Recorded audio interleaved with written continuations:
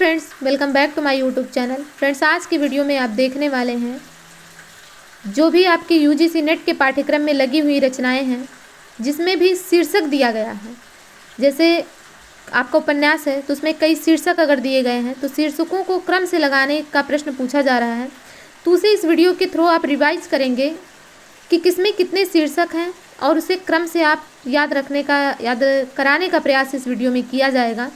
तो देखते हैं, सबसे पहले निबंध है, कविता क्या है। इसमें 13 शीर्षक हैं और हम 13 शीर्षकों को अभी तुरंत याद करने का प्रयास करेंगे। और अगर नहीं भी याद हो जाएगा तो आपको कम से कम इतना पता चल जाएगा कि अगर आपको एग्जाम में क्रम लगाने के लिए शीर्षक से आ जाएगा तो आप उसे लगा पाएंगे।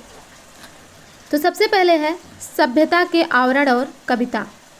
पहला शीर्षक कविता क्या है सभ्यता के आवरण और कविता। इसके बाद है दूसरा कविता और सृष्टि प्रसार। तो पहले क्या हो गया, सभ्यता के आवरण, सभ्यता का आवरण। कविता में सभ्यता की आवरण की बात हुई, इसके बाद उसके प्रसार की बात हो रही। फिर है मार्मिक तथ्य। तीसरा आपका क्या है, मार्मिक तथ्य। तो इसमें कविता में क्या मार्मिक तथ्य हैं। पहले क्या हुआ, सभ्यता के आवरण, आवरण क्या है, इसके बाद प्रसार की बात हो रही, इसके बाद उसमें मार्मिक तथ्यों की बात हो रही। अब जब मार्मिक तथ्य तक बात आ गई, इसके बाद उसके व्यवहार के विषय में बात की जा रही है। मार्मिक तथ्य, आपको कोई चीज़ मार्मिक कब लगती है, आपको कोई चीज़ आपके दिमाग में कब रहता है, जब वो उसका व्यवहार आपको पसंद आता है। तो इसके बाद मार्मिक तथ्य के बाद क्या आता है, व्यवहार। व्यवहार कैसा हो, उच्च भूमि, मनुष्यता की उच्च भूमि, उच्च आप शब्द से याद रखिए, मनुष्यता की उच्च भूमि। इसके बाद ये सब कैसी बातें हैं, ये सब भावनात्मक हैं और कल्पनात्मक बातें हैं। यहाँ से याद रखिए कि भावना या कल्पना। इसके बाद ये सब भावना या कल्पना जो है वो कैसी होनी चाहिए, मनोरंजन हो, उसमें सौंदर्य हो, चमत्कार हो। मनोरंजन, सौंदर्य और चमत्कार, तो ये 3 चीज़ हो। कल्पना के बाद क्या हो कि जो व्यवहार हो वो कैसा हो, तो कल्पना करता है इंसान कैसे कि मनोरंजन वाला व्यक्ति हो, उसमें सौंदर्य हो और वो अपनी बातों से चमत्कार पैदा कर दे, ऐसा उसमें गुण हो। इसके बाद देखते हैं कविता की भाषा। इसके बाद आ जाती है कविता की भाषा कैसी हो। और जब भाषा की बात आएगी तो भाषा में आपका भाषा कब सबसे अच्छी लगती है, जब उसमें अलंकार प्रयुक्त होता है। जैसे कोई भी जब सुंदर कपड़े या सुंदर वस्त्र पहन लेता है तब वो सुंदर लगता है। तो अलंकार का मतलब क्या हुआ, कोई वस्तु जो आपकी सुंदरता को बढ़ाती है वही धारण करना। तो यानी कविता की जो भाषा की बात आएगी तो उसकी सुंदरता कैसे निखर के आएगी, अलंकार के द्वारा। इसके बाद इतना भी अलंकार उसको अलंकारित ना कर दिया जाए कि कविता पर ही अत्याचार होने लगी, यानी उसे बहुत ज़्यादा अलंकारिक ना बना दिया जाए जिससे उस पर अत्याचार होने, उस पर कितना ज़्यादा अलंकार होना चाहिए जितना उसकी आवश्यकता हो। तो ये देखिए, मैंने इसे एक दूसरे से रिलेट करके जोड़ करके बताने का प्रयास किया है। अगर आपको समझ आता है तो आप हमें कमेंट के जरिए ज़रूर बताइए, जिससे कि आगे भी इस तरीके के प्रयास किए जाएं। तो एक बार फिर से देखते हैं कि सभ्यता के आवरण। सबसे पहले कविता क्या है में 13 शीर्षक हैं, जिसमें सबसे पहले कविता के आवरण की बात की जाती है, सभ्यता के आवरण और कविता। इसके बाद उसके प्रसार की बात की जाती है। प्रसार में क्या होगा, मार्मिक चीज़ें। और मार्मिक चीज़ें कब आती हैं दिमाग में, जब व्यवहार अच्छा हो। व्यवहार कैसा हो, उच्च हो। व्यवहार के बाद उच्च भूमि। इसके बाद ये सब कैसी बातें हैं, व्यवहार अच्छा हो, ये सब कल्पना की बातें हैं। कल्पना में क्या क्या इंसान सोचता है कि जिस व्यक्ति के बारे में, जिस कविता के बारे में बात कर रहे हैं वो कैसा हो, मनोरंजन हो, उसमें सौंदर्य हो और वो चमत्कार उत्पन्न करने वाला हो। इसके बाद आ जाती है कविता की भाषा। भाषा के बाद अलंकार, क्योंकि भाषा सुंदर कैसे होगी, अलंकार। अलंकार के बाद इतना चमत्कारिक भाषा ना प्रयुक्त कर दी जाए कि जिसपे उस पर अत्याचार हो जाए, कितना किया जाए जितना उसकी आवश्यकता हो। तो इस प्रकार से 13 के 13 शीर्षक अगर आपको याद नहीं भी होंगे तो आप जोड़ सकते हैं। जो मैंने एक स्टोरी जनरल से बना के बताई उसके हिसाब से आप क्रम से लगा पाएंगे। इसके बाद है शिव शंभू के चिट्ठे शीर्षक, जो कि आपको इसमें भी 8 शीर्षक मिलेंगे। तो इसे भी हम आपको याद कराने का प्रयत्न करेंगे कि 8 शीर्षक में जो 8 शीर्षक हैं, शिव शंभू चिट्ठे के जो 8 चिट्ठे हैं वो 11 अप्रैल 1903 से 9 मार्च 1907 तक भारत मित्र पत्रिका में छपे हुए हैं। इसमें सबसे पहला है बनाम लॉर्ड कर्जन, जो पहला चिट्ठा है बनाम लॉर्ड कर्जन, यानी लॉर्ड कर्जन के नाम का चिट्ठा है। तो लॉर्ड कर्जन को जो चिट्ठा दिया जा रहा है, क्योंकि उस समय कैसा शासन था, अंग्रेजों का शासन था, तो उनका स्वागत करने के लिए दिया जा रहा, उनके नाम से जो चिट्ठा लिखा जा रहा है, जो शिव शंभू चिट्ठा लिख रहे हैं, वो कर्जन को लिख रहे हैं उनके स्वागत के लिए। तो उनको उनके स्वागत के लिए लिख रहे हैं, लेकिन उसमें क्या बता रहे हैं, उनके कर्तव्य क्यों बता रहे हैं, वायसराय का कर्तव्य, उनको उनका कर्तव्य बता रहे हैं। और क्या कहते हैं कर्तव्य बताने के संदर्भ में, कहते हैं कि हमें पीछे मत फेंकिए, हमें आपसे आशा है। तो आशा की बात पहले पीछे मत फेंकिए, फिर इसके बाद हमें आपसे आशा है। तो आशा का अंत, इसके बाद एक दुराशा, यानी जब आशा उनकी पूरी नहीं होती है तो शिव शंभू क्या मान लेते हैं कि ये सब एक दुराशा थी, मैंने गलत आशा कर ली थी। इसके बाद इनकी स्वागत कर लिए, अब उनको विदाई के विषय में उनको बताने लगे, भैया आप जाइए यहाँ से, आपकी विदाई हो रही है। और विदाई में उन्होंने क्या किया, उन्होंने बंग विच्छेद कर दिया। तो ये 8 शीर्षक हैं। इसे एक बार फिर से देखते हैं कि बनाम लॉर्ड कर्जन, जो कि 11 अप्रैल 1903 का चिट्ठा है, जो भारत मित्र पत्रिका में छपा था। इसके बाद श्रीमान का स्वागत 26 नवंबर 1804 का है। और वायसराय का कर्तव्य 17 अगस्त 1904 का है। इसके बाद है पीछे मत फेंकिए, जो कि 21 जनवरी या दिसंबर, इसे आप कंफर्म करके कमेंट में लिखिएगा। इसके बाद है आशा कांत, जो 25 फरवरी 1905 का है। एक दुराशा 18 मार्च 1905 का है। विदाई संभाषण 2 सितंबर 1906 का है। बंग विच्छेद 21 अक्टूबर 1905 का है। तो देखिए एक बार इसे फिर से बताते हैं कि शिव शंभू का ये चिट्ठा है, जो 8 चिट्ठा उन्होंने लिखा है। तो उन्होंने लिखा है किसके नाम, लॉर्ड कर्जन के नाम चिट्ठा लिखा। उनका स्वागत सबसे पहले उन्होंने किया, इसके बाद उनका कर्तव्य उनको बताया, फिर ये कहा कि श्रीमान हमें पीछे मत फेंकिए। क्या कहते हैं कि श्रीमान हमें पीछे मत फेंकिए, हमें आपसे आशा है। तो बताते हैं कि हमें आपसे आशा है, लेकिन उनका आशा का अंत हो जाता है, इसीलिए एक दुराशा हो जाता है ये सब। तो वो उनकी विदाई के लिए बात करने लगते हैं कि भाई अब स्वागत तो आपका हो गया, अब आप यहाँ से जाइए, आपकी विदाई कर दे रहे हैं। और विदाई में उन्होंने क्या किया, लॉर्ड कर्जन ने बंग विच्छेद कर दिया। तो बस इतना आपको याद रखना। इसके बाद मजदूरी और प्रेम निबंध में, इसमें भी 8 शीर्षक हैं। तो इन 8 शीर्षकों को देखते हैं।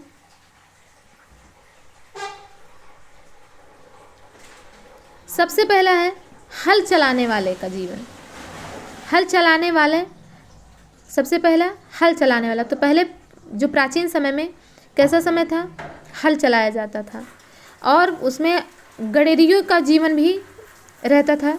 हल चलाने वाले रहते थे, गडेरिया रहते थे, और ये मजदूर है। मजदूर की मजदूरी, प्रेम मजदूरी, मजदूरी और कला, मजदूरी और फकीरी।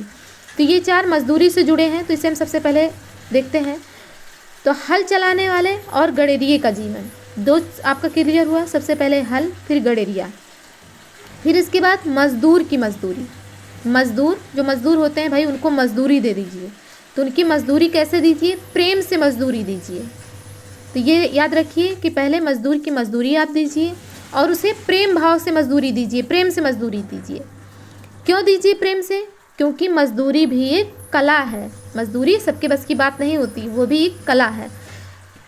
आप में से कितने लोग हैं जो 50-60 किलो का वेट उठाकर काफ़ी दूर तक ले जा सकते हैं? सभी लोग नहीं कर सकते ऐसा। जो मेहनती आदमी है वही कर सकते हैं। तो यहाँ पर आप ऐसे रिलेट कर लीजिए कि मजदूरी भी कला है, उसे फकीरी नहीं समझो। वो सबके बस की बात नहीं है, जो इधर उधर घूम रहे हैं उनके बस की बात नहीं, मजदूरी कर लेंगे। तो इस तरीके से आप क्रम से लगा लीजिए कि मजदूरी कैसे दीजिए आप, मजदूर की मजदूरी को प्रेम से दीजिए, क्योंकि मजदूरी कला है, वो फकीरी नहीं है, उसमें मेहनत लगती है। ये हो गया। इसके बाद जो मजदूर होते हैं वो, उनको समझ लीजिए कुछ समाज का पालन करने वाले होते हैं, क्योंकि जो समाज में लोग ऐसे हैं जो अपना काम खुद नहीं कर सकते हैं, उनका काम कुछ नीचे दबे लोग जो हैं, जिनके पास सुविधाओं का अभाव होता है, जिन्हें नीड होती है, वो कुछ काम उनका कर देते हैं। तो यहाँ से आप याद रखिए कि समाज का पालन करने में भी इनका भी योगदान होता है। तो मजदूर जो होते हैं समाज का पालन करने वाले होते हैं। पर अब क्या हो रहा है, अब ये ख़त्म हो रहा है, मजदूरों की संख्या ख़त्म हो रही, क्योंकि उनका स्थान मशीनें ले रही। तो यहाँ से क्या हो जाएगा, पश्चिमी सभ्यता का एक नया आदर्श आ रहा जो कि मजदूरों का अस्तित्व भी खत्म कर दे रहा। तो इस प्रकार से आप ध्यान देंगे तो आपको बहुत अच्छे से तैयार हो जाएगा कि हल चलाने वाले का जीवन, फिर गडेरिये का जीवन, फिर आ जाता है प्रेम से आप मजदूरी दीजिए, मजदूरी, फिर आ जाता है मजदूर की मजदूरी। और मजदूरी कैसे देना है आपको, प्रेम से मजदूरी देना है, क्योंकि मजदूरी एक कला है। इसके बाद मजदूरी फकीरी नहीं है। फिर मजदूरी, जो मजदूर होते हैं वो क्या करते हैं, समाज का पालन करने वाले होते हैं। लेकिन अब क्या हो रहा है, अब समय में समाज का जो विकास हो रहा वो पश्चिमी जो आदर्श आ रहा उसके अनुसार उनका स्थान मशीनें ले रही थी, यानी पश्चिमी सभ्यता का एक नया आदर्श।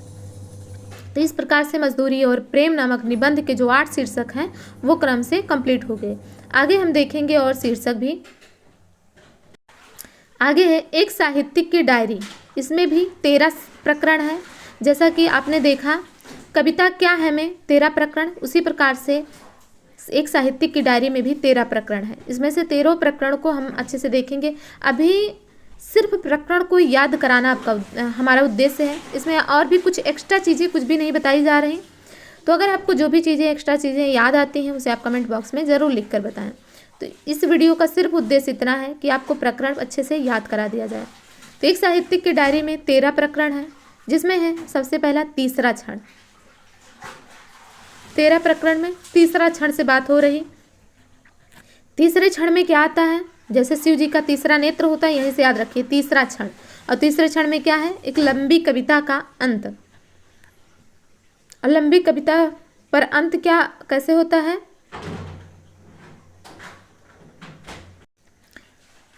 इसके बाद है डबरे पर सूरज का बिंब। डबरे पर सूरज का बिंब। तो तीसरे क्षण के बाद लंबी कविता का अंत हो जाता है। यानी यहाँ समझ लीजिए शिव जी जब अपना तीसरा नेत्र खोलते हैं तो क्या हो जाता है, जो भी उसके सामने रहता है उसका अंत हो जाता है। तो एक लंबी कविता का अंत हो गया। आगे क्या होता है, डबरे पर सूरज का बिंब। डबरे पर सूरज का बिंब, लेकिन उनके सिर पर क्या है, सूरज है। यहीं से ऐसे रिलेट करते चलिए। हाशिए पर कुछ नोट्स। हाशिए पर कुछ नोट्स, इसके बाद आ जाता है सूरज के बिंब के बाद हाशिए पर कुछ नोट्स लिखा मिल जाता है। सड़क को लेकर एक बातचीत होती है। और बातचीत कैसी होती है, एक मित्र की पत्नी का प्रश्न चिन्ह।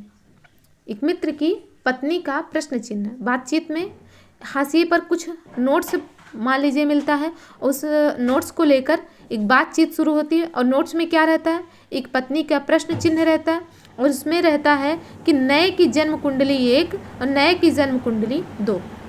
तो प्रश्न में क्या रहता है, जो मित्र की पत्नी का प्रश्न रहता है उसमें रहता है नए की जन्म कुंडली 1 और नए की जन्म कुंडली 2। इसके बाद है 2 के बाद वीरकर। नए की जन्म कुंडली के बाद आ गया वीरकर। और वाह से 2 लगातार हैं। तो वीरकर और विशिष्ट। वीरकर कैसा है, विशिष्ट और अद्वितीय है। और ये है कटुयान, धान नहीं यान है। इसके बाद है कटुयान और काव्य सत्य। फिर इसके बाद है कलाकार की व्यक्तिगत ईमानदारी 1 और कलाकार की व्यक्तिगत ईमानदारी 2। जिसे एक बार फिर से देखते हैं। देखिए यहाँ पर 13वें प्रकरण का बात हो रहा है कि सबसे पहले तीसरा क्षण। तीसरा क्षण जो शिव जी का तीसरा नेत्र है।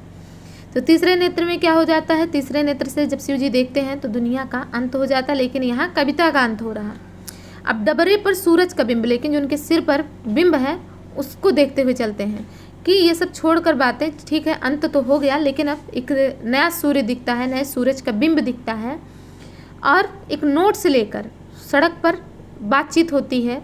और नोट्स में क्या है, पत्नी के प्रश्न चिन्ह है। एक मित्र की पत्नी का प्रश्न चिन्ह है।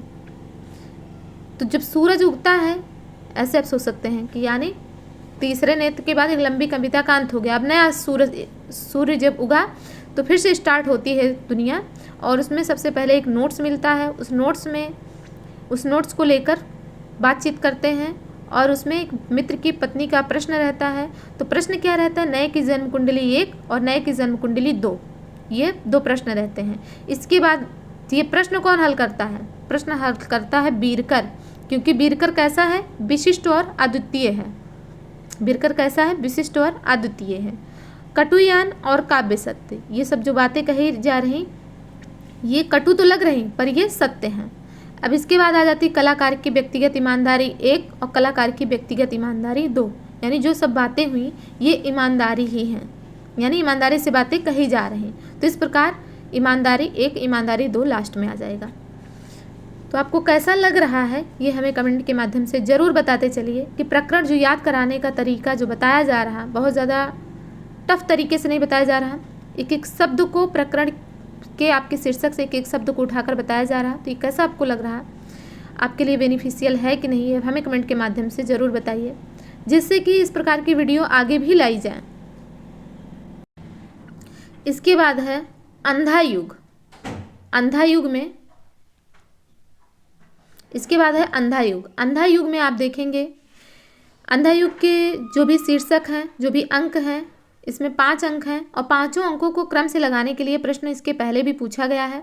तो हो सकता है इस बार भी कुछ प्रश्न पूछ लिया जाए, तो इसे आप क्रम से याद रखिए। तो पहला अंक जो है इसमें है कौरव नगरी। अंधा युग में पहला अंक है कौरव नगरी, तो नगर से बात स्टार्ट होती है। इसके बाद देखते हैं दूसरा अंक आता है पशु का उदय। तो नगर में क्या होता है, पशु का उदय होता है।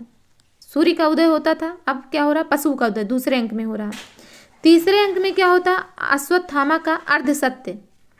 तीसरे अंक में अश्वत्थामा का अर्धसत्य। तो सबसे पहले कौरव नगरी, कौरव नगरी में क्या होता है, पशु का उदय होता है, वहीं पर अश्वत्थामा का अर्धसत्य पता चलता है। और इसके बाद आ जाता है अंतराल। अंतराल में 3 चीज़ होती हैं, पंख, पहिए और पट्टियाँ। पा से तीनों ये शब्द हैं, पंख, पहिए और पट्टियाँ। इसके बाद है चौथा अंक। तो जब अश्वत्थामा का अर्धसत्य पता चलता है तो क्या होता है, गांधारी साप दे देती हैं। और 5वें अंक में विजय एक क्रमिक हत्या, यानी एक हत्या होती है। और इसके बाद समापन कैसा होता है, प्रभु की मृत्यु से। तो आप देखेंगे सबसे पहला है कौरव नगरी। कौरव नगरी के बाद पशु का उदय होता है। पशु का उदय, क्योंकि जब पशु का उदय होता है तो पूरा सत्य तो वहाँ पता नहीं चलेगा, तो पता कितना चल रहा, आधा सत्य, अश्वत्थामा का आधा सत्य पता चल रहा। अब 3 के बाद हो जाता है इंटरवल, यानी आपका पंख, पहिए और पट्टियाँ इसमें आ जाती है। इसके बाद आता है चौथा अंक। चौथे अंक में आधा सत्य सुनने के बाद गांधारी क्रोधित हो जाती हैं और वो साप दे देती हैं। 5वें अंक में क्या होती है, आत्महत्या होती है, विजय एक क्रमिक आत्महत्या।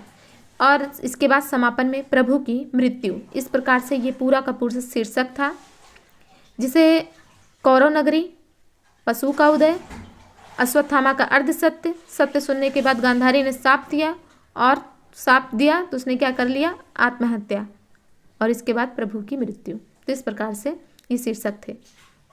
आगे देखते हैं। आगे है ये माटी के मूर्तें। माटी के मूर्तें में, जो कि राम वृक्ष बेनीपुरी की रचना है, इसमें टोटल 12 शीर्षक हैं, 12 माटी की मूर्तें हैं। तो इन 12 माटी की मूर्तियों को आपको याद रखना है अच्छे से। तो सबसे पहले है रजिया, सबसे पहले है रजिया। इसके बाद दूसरे नंबर पे है बलदेव सिंह, तीसरे नंबर पे है सरजू भैया, चौथे नंबर पे मंगर, 5वें नंबर पर रूपा की आजी, 6ठे नंबर पर देव, 7वें नंबर पर बाल गोविंद भगत, 8वें नंबर पर भौजी, 9वें नंबर पर परमेश्वर, 10वें नंबर पर बैजू मामा, 11वें नंबर पर सुबान खां और 12वें नंबर पर बुधिया। तो इसे अब हम देखते हैं। सबसे पहले रजिया, फिर इसके बाद बलदेव, फिर इसके बाद सरजू भैया, फिर है मंगर, और इसके बाद आ जाती हैं रूपा की आजी। तो रजिया, ऐसे हम इसको इंग्लिश के शब्द से देखते हैं कि मान लीजिए रजिया आर हो गया, Baldev B, Sarju S, Mangar M और रूपा की आजी आर। तो R B S M R, R B S M R. इसके बाद देव, बाल गोविंद भगत, भौजी, फिर परमेश्वर और फिर हो गए बैजू मामा, और लास्ट में आ जाते हैं सुभान खां और बुधिया। तो देखिए यहाँ पर क्या रखना है कि R B S M R, R B S M R, P B B P B S B, ऐसे आप याद कर लीजिए इतना से। फिर इसके बाद आप याद कर सकते हैं कि रजिया, रजिया के बाद आ जाते हैं बलदेव सिंह, बलदेव सिंह के बाद आ जाते हैं सरजू भैया, सरजू भैया के बाद मंगर, मंगर के बाद रूपा की आजी। इसके बाद है देव, ये डी है, D B B P B S B, ये तो बहुत अच्छे से याद हो जाए, D B B P B S B.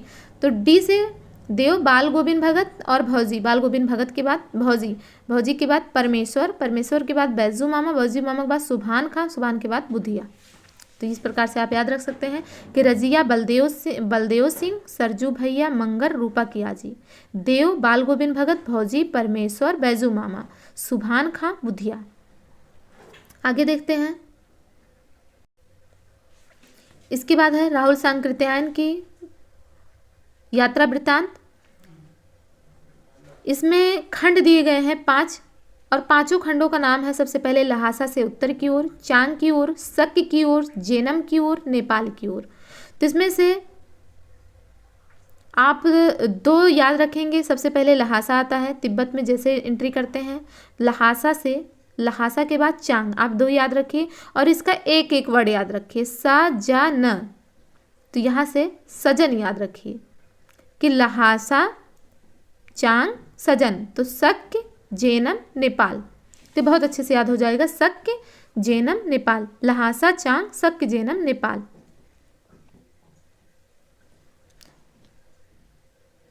तो यहाँ से आपको याद हो जाएगा लहासा से उत्तर की ओर, चांग की ओर, और सजन से याद हो जाएगा शक्य की ओर, जेनम की ओर, नेपाल की ओर। आगे देखते हैं। इसके बाद अज्ञेय का यात्रा वृत्तांत है, उसमें है परशुराम से तुर्खम, परशुराम से तुर्खम। इसमें एक टायर राम की कहानी है। परशुराम क्या करते हैं, किरणों की खोज में निकलते हैं, क्योंकि वो तप कर रहे थे तो वो क्या करते हैं, किरणों की खोज में निकलते हैं, और किरणों की खोज में निकलने के बाद देवताओं के अंचल तक चले जाते हैं। लेकिन देवताओं के अंचल तक जाने पर उनको मौत की घाटी दिखाई देने लगती है। वहाँ से एलूरा और माजुली में बहता पानी निर्मल दिखाई देता है, जहाँ से उन्हें लगता है कि सागर सेवित मेघ मेखलित यानी कन्याकुमारी से नंदा देवी के दर्शन हो जाते हैं। तो परशुराम किरणों की खोज में निकलते हैं, क्योंकि वो तब ध्यान तो करते ही रहते थे, और कहाँ निकल जाते हैं, देवताओं के अंचल में चले जाते हैं, जहाँ से उनको मौत की घाटी दिखाई देने लगती है। मौत की घाटी में वहाँ से उनको एलूरा नज़र आता, वहीं से माजुली नज़र आता है, इनमें क्या नज़र आता है, बहता पानी निर्मल नज़र आता है। और इसके बाद उन्हें लगता है कि ये सब क्या है, सागर सेवित मेघ मेखलित कन्याकुमारी से नंदा देवी के दर्शन एक साथ हो जाते हैं। तो ऐसे ही जोड़ के आप याद रख लीजिए। सबसे पहले परशुराम से तुर्खम, जिसमें एक टायर राम की कहानी है, फिर है देवताओं की किरणों की खोज में, इसके बाद है देवताओं के अंचल में, इसके बाद मौत की घाटी, एलूरा, माजुली, बहता पानी निर्मल और सागर सेवित मेघ मेखलित। तो ये अनुक्रम थे अज्ञेय की अरे यायावर रहेगा याद यात्रा वृत्तांत का। इसके बाद एक शीर्षक हम और देखेंगे,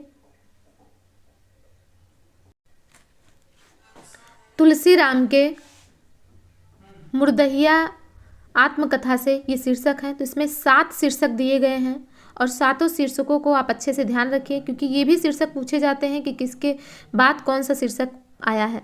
तो सबसे पहले है भूतही पारिवारिक पृष्ठभूमि। तो तुलसीराम अपनी आत्मकथा में अपनी परिवार की पृष्ठभूमि सबसे पहले बताएंगे। आपको पता है कि किसी भी आत्मकथा को, किसी चीज़ को लिखने में सबसे पहले अपने परिवार की पृष्ठभूमि बतानी पड़ती है। इसके बाद क्या बताया जाता है, स्कूली जीवन बताया जाता है। स्कूली जीवन जब स्टार्ट होता है बच्चों का, तो उनमें बहुत सारे अंधविश्वास भरे गए रहते हैं, और जब अंधविश्वासों से थोड़ा सा उनको समझदारी पढ़ने के बाद डेवलप होती है, तो उनको लोक जीवन का सही पता चलता है, और जो नाग नागिन ऐसी चीज़ें हैं उनसे वो थोड़ा सा दूरी बना लेते हैं और बुद्ध की राह पर निकल पड़ते हैं। इसके बाद वो आजमगढ़ी में फाका कसी करते हैं। तो इस प्रकार से इसे आप ध्यान रखिए। लेकिन एक बार फिर से देखते हैं कि भूतही पारिवारिक पृष्ठभूमि, मुर्दहिया तथा स्कूली जीवन, अकाल में अंधविश्वास, मुर्दहिया के गिद्ध तथा लोक जीवन, भूतनिया नागिन, चले बुद्ध की राह, आजमगढ़ में फाका कसी। तो इसमें देखिए तुलसीराम ने सबसे पहले अपने परिवार की पृष्ठभूमि बताई, और इसके बाद वो स्कूल गए तो स्कूल के विषय में बताया। स्कूल किधर से जाते थे, मुर्दहिया से होकर जाते थे, तो मुर्दहिया को इन्होंने साथ में ले लिया स्कूली जीवन के। इसके बाद इन्होंने अंधविश्वास के विषय में बताया, और अंधविश्वास कब बताया जाता है, जब अकाल उकाल पड़ जाता है तब बताया जाता है। तो इन्होंने अंधविश्वास बताया कि किन चीज़ों से अंधविश्वास जब पढ़ने लगते हैं बच्चे तो उन्हें काफ़ी चीज़ें सही सही रूप में पता चल जाती है। इसके बाद मुर्दैया के गिद्ध तथा लोक जीवन, उनको सही चीज़ें पता चलती है जब वो पढ़ लिख लेते हैं। तो अंधविश्वास से जब दूर हो जाते हैं तो उनको लोक जीवन का सही आभास होता है। और नाग नागिनों के विषय में भी उनको जानकारी हो जाती है और वो बुद्ध की राह पर निकल पड़ते हैं, जहाँ आजमगढ़ में पहुँचते हैं। और वहाँ क्योंकि उनका रुपया पैसा सब खत्म हो जाता है तो वहाँ फाका कसी चलती है। तो इस प्रकार से तुलसी राम का ये जो उनकी आत्मकथा है, तुलसी राम की आत्मकथा, उसमें 7 प्रकरण जो हैं, 7 अनुक्रम हैं, खंड हैं, जो भी कुछ आप कह लीजिए। इन्हें आप अगर एग्जाम में क्रम से लगाने के लिए दे दिया जाएगा तो आप इसे अच्छे से कर ले जाएंगे। इसके बाद एक और हम देखते हैं। इसके बाद है शेखर एक जीवनी, जिसमें 4 खंड दिए गए हैं, चारों बहुत इंपॉर्टेंट हैं। प्रथम खंड का नाम है उषा और ईश्वर, द्वितीय खंड का नाम है बीज और अंकुर, तृतीय खंड का नाम है प्रकृति और पुरुष, और चतुर्थ खंड का नाम है पुरुष और परिस्थिति। तो ये चारों खंड कैसे याद रखेंगे? शेखर एक जीवनी में 4 खंड हैं, ये आपको पता चल गया। सबसे पहले उषा और ईश्वर, यानी जब सुबह होती है तो सबसे पहले ईश्वर को ध्यान आप करते हैं, यानी जब सूर्य निकलता है उसे काफ़ी लोग ईश्वर भी मानते हैं।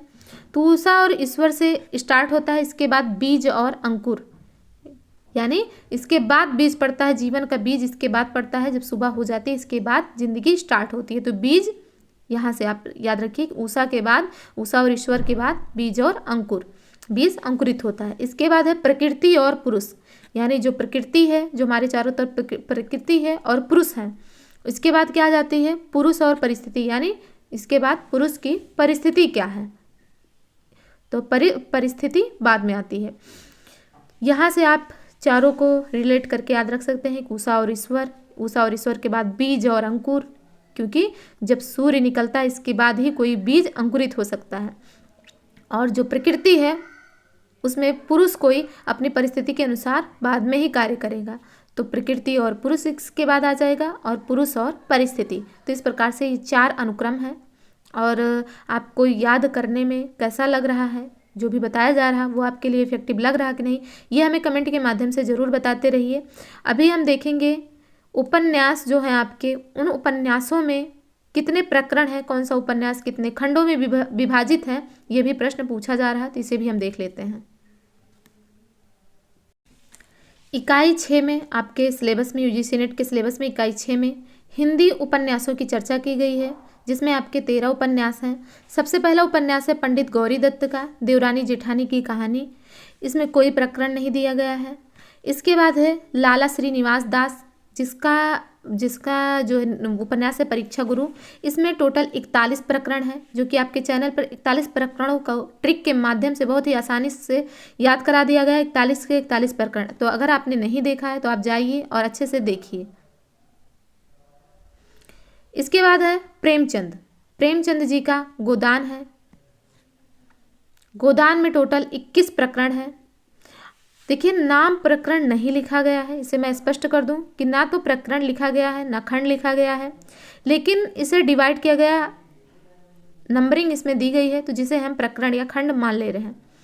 इसके बाद है अज्ञेय के शेखर एक जीवनी भाग 1, और इनका शेखर एक जीवनी का भाग 1 और 2 दोनों आया है। तो इसमें दोनों में ही 4-4 खंड हैं, जिसमें से 4 खंड को हमने अभी भी डिस्कस किया है जो भाग 1 में है, क्योंकि आपके सिलेबस में वही लगा है। इसके बाद है हजारी प्रसाद द्विवेदी, जिनका है बाण भट्ट की आत्मकथा। इसमें टोटल 20 उच्छ्वास हैं। इसका नाम दिया गया है स्पष्ट तौर पर, इन्हें प्रकरण नहीं कहा जा सकता है क्योंकि इनका नाम उच्छ्वास दिया गया है। इसके बाद है फणीश्वर नाथ रेणु का मैला आंचल, जो कि ग्रामीणांचल की बहुत अच्छी उपन्यास है, और इसका प्रथम भाग में 44 खंड मान सकते हैं आप या प्रकरण मान सकते हैं। इसके बाद द्वितीय भाग में 23, तो टोटल कितने हो गए? 67। तो सबसे पहले प्रथम भाग में 44 प्रकरण और द्वितीय भाग में 23 प्रकरण दिए गए हैं। प्रकरण नाम नहीं दिया गया है, मैं अभी भी बता दे रही हूँ। इसके बाद है यशपाल का झूठा सच, जिसमें 17 प्रकरण टोटल आप मान सकते हैं। इसके बाद है अमृतलाल नागर का मानस का हंस है, जिसमें 49 प्रकरण है। ये है जो संक्षिप्त इसका जो संक्षिप्त पुस्तक है मानस का हंस का, उसमें कहीं कहीं 31 प्रकरण है, कहीं कहीं 28 प्रकरण है, लेकिन जो इसकी मूल पुस्तक है, जो पूरी पुस्तक है वो मानस का हंस, उसमें आपको 49 प्रकरण मिल जाएंगे। इसके बाद है भीष्म साहनी का तमस, जिसमें 21 प्रकरण टोटल है। भीष्म साहनी का तमस है, तमस में 21 प्रकरण है। और इसके बाद है श्री लाल शुक्ल का राग दरबारी, जिसमें 35 प्रकरण दिया गया है। और प्रकरण नाम चाहे आए, चाहे खंड नाम आए, चाहे इस प्रकार से जो भी भाग आए, जो भी नाम आए, उसे आप याद रखिए कि सिर्फ 35 भागों में बटा है या 35 प्रकरण है, इसमें 35 खंड है। तो इस प्रकार से आप याद रख सकते हैं, जो भी आए सिर्फ आपको नंबरिंग याद रखनी है कि श्री लाल शुक्ल राग दरबारी वो 35 खंडों में है। इसके बाद है कृष्णा सोबती का जिंदगी नामा, जिसमें कोई खंड नहीं दिया गया है। इसके बाद है मन्नू भंडारी का आपका बंटी, इसमें 16 प्रकरण है। और 13वां है जगदीश चंद्र का धरती धन्ना अपना, जिसमें 49 प्रकरण है। तो 49 प्रकरण इसमें भी है और 49 प्रकरण आपके मानस के हंस में भी है। तो इस प्रकार से उपन्यास जो कि आजकल पूछे जा रहे हैं एग्जाम में उपन्यासों के प्रकरण के विषय में, तो इसमें आपको प्रकरण भी बता दिया गया कि राग दरबारी में 35 प्रकरण, मन्नू भंडारी के आपके बंटी में 16 प्रकरण, जगदीश चंद्र के धरती धन्ना अपना में 49 प्रकरण, भीष्म साहनी के तमस में 21 प्रकरण, मानस का हंस में 49 प्रकरण, झूठा सच में 17 प्रकरण, महिलाचल में पहले भाग में 44 और द्वितीय भाग में 23 प्रकरण, हजारी प्रसाद द्विवेदी के बाणभट्टी की आत्मकथा में 20 उच्छ्वास नाम से है। शेखर एक जीवनी में 4 भाग है, 4 खंड है पहले भाग में। गोदान में 21 प्रकरण, परीक्षा गुरु में 41 प्रकरण। इस प्रकार से और परीक्षा गुरु में प्रकरणों के नाम दिए गए हैं, शेखर एक जीवनी में खंड के नाम दिए गए हैं, और सभी में किसी में खंड या प्रकरण या भाग के नाम नहीं दिए गए हैं।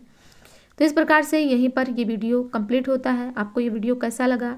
आपके एग्जाम की दृष्टि से ये वीडियो बनाया गया है, तो अगर आपके लिए बेनिफिशियल हो, इन्फॉर्मेटिव हो, तो आप हमें कमेंट के माध्यम से ज़रूर बताएं, जिससे कि आगे भी इस प्रकार की आपके लिए क्लासेस लाई जाएं, आपके लिए व्यवस्थाएं की जाएं।